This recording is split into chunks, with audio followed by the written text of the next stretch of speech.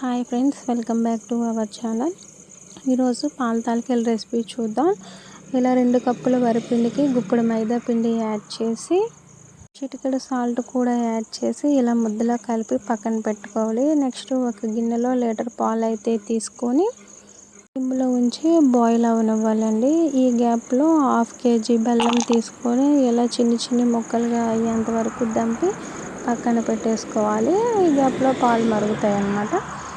ఈ ముద్దలా పెట్టుకున్న వీటిని చక్రంలాగా పాలల్లో ఒత్తేసుకోవాలి.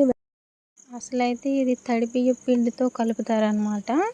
కాకపోతే ఏంటంటే అవి కలిపిన తర్వాత చక్రాల్లాగా ఒత్తితే అవి సాగిపోతాయి అన్నమాట, సరిగ్గా రావని చెప్పేసి ఇట్లా పొడి పిండితోనే మా అమ్మ కలుపుతుంది. ఇలా చేస్తే పాల తాలికలు అయితే పర్ఫెక్ట్గా వస్తాయండి, ఇరిగిపోకుండా. నెక్స్ట్ 4 ఇలాచీలని దంచి పెట్టుకొని యాడ్ చేసుకోవాలి.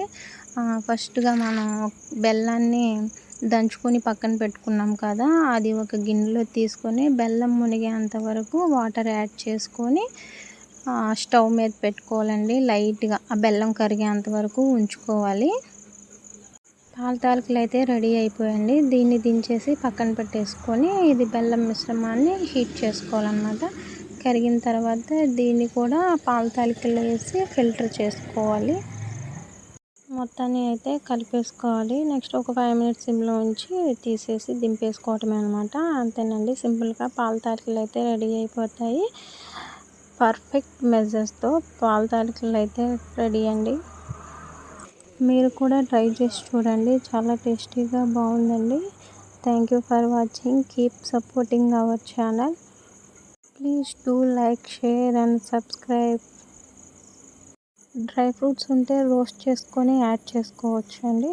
మేమైతే స్కిప్ చేసామన్నమాట, అది ఆప్షనల్.